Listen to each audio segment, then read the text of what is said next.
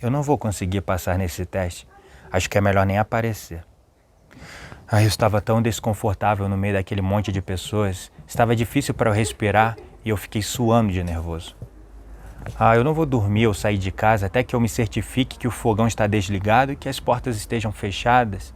Às vezes eu confiro 3, 4 vezes só para ter certeza. Eu tenho que chegar no aeroporto 5 horas antes, pois nunca sabemos o que pode acontecer, né? Estas são algumas falas das pessoas que eu tive contato através do meu trabalho. Pessoas que sofriam de ansiedade.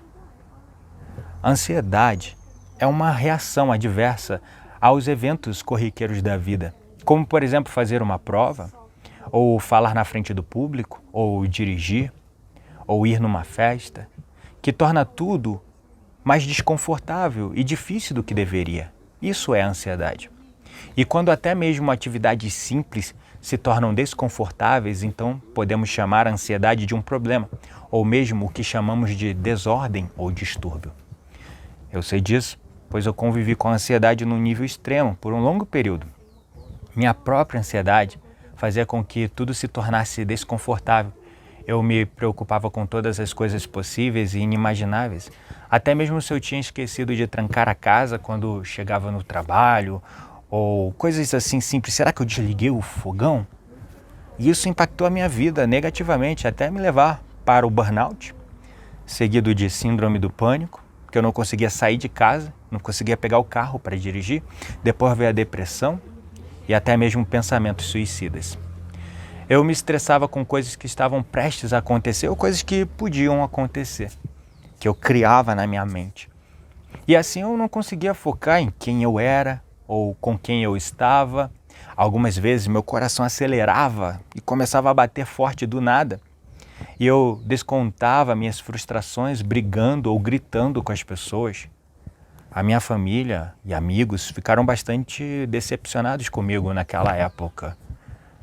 E eu achava que o problema era com eles. Quando as coisas ficavam muito mal, eu sentia um nó e uma queimação no meu estômago. Eu começava a suar frio e até mesmo caspas começavam a cair da minha cabeça. O que só depois eu descobri que aquilo era chamado de psoríase, uma reação nervosa causada pela ansiedade, uma espécie de dermatite, só que acontecia no couro cabeludo. Haviam dias que eu me sentia deprimido, sem forças, sem ânimo, sem energia nenhuma. Eu só queria ficar sozinho, só queria ficar na cama.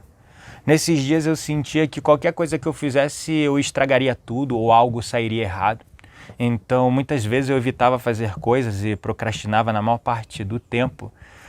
Procrastinava coisas importantes sobre a minha vida pessoal e profissional. Eu me sentia melhor ficando em casa e até mesmo bêbado. E isso que aconteceu comigo, acontece com mais pessoas do que você imagina, pois a ansiedade é um sintoma mental muito, mas muito comum. Ela pode ser o principal sinal de um distúrbio generalizado de ansiedade, as quais eu sofria. Ou a ansiedade social, que é quando as pessoas têm medo de estar em público ou encontrar novas pessoas. Para aqueles como nós, com ansiedade social ou distúrbio generalizado de ansiedade, é realmente muito difícil viver a vida do jeito que gostaríamos de viver. A vida que desejamos viver. Algumas pessoas sentem ansiedade quando coisas muito específicas acontecem. Tem pessoas que têm medo de coisas muito específicas. Elas têm medo de altura, de cobras, de aranhas ou coisas do tipo. Isso se chama fobias. E quando as pessoas evitam estas coisas que causam a fobia nelas, a ansiedade na maior parte das vezes fica longe, elas não sentem. Mas quando as pessoas não podem evitar suas fobias, então elas têm um grande problema. Por exemplo, um piloto de avião que passa por uma situação traumática e desenvolve medo de altura. Imagina como é para ele voltar a trabalhar. Como nesse exemplo do piloto, algumas pessoas experimentam ansiedade no que chamamos de estresse pós-traumático ou síndrome de pânico. Também tem o transtorno obsessivo compulsivo. Distúrbios estes que incapacitam as pessoas, fazendo com que elas sejam dominadas pela ansiedade. E nestas condições, a ansiedade pode ser tão intensa que as pessoas ficam sob o risco de suicídio, como foi o meu caso.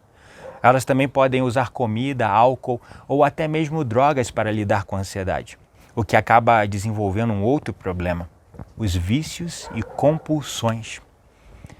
E nestes casos, quando chegamos nesse ponto, parece que nossas vidas chegaram ao fim do túnel.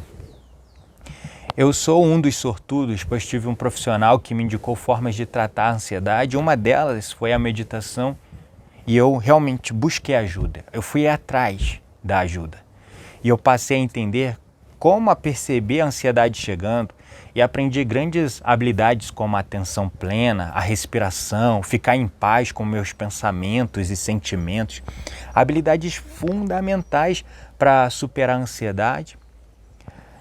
Habilidades desenvolvidas através do hábito diário da meditação, uma ferramenta que eu levo como prática diária comigo até hoje.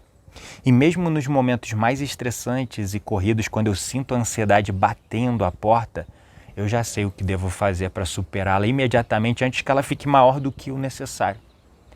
Minha ansiedade, depressão e síndrome de pânico tiveram cura. E para a maioria das pessoas, isso pode ser o caminho também. Você pode ter a sua vida de volta, exatamente no lugar que você sempre quis que a sua vida estivesse. Sim, você pode. Eu sei e falo isso, pois eu consegui colocar a minha vida de volta aos trilhos também.